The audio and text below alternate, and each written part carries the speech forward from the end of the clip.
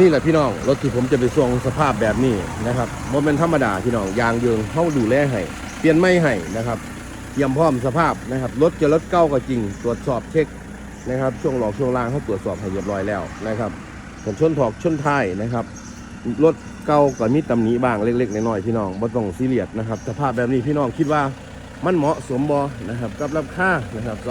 228,000 บาทติดปกติดฟิล์มนะครับอย่างไม่ซีเสียนเป็นไทยน้ำมันเครื่องน้ำมันเกียร์เครื่องไทยเช็คระบบให้ทุกอย่างรับประกันเครื่องยนต์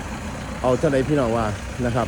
แบบนี้แหละครับพี่น้องเขาเรียกว่าซื้อไปใส่นะครับภายในห้องเครื่องนะครับ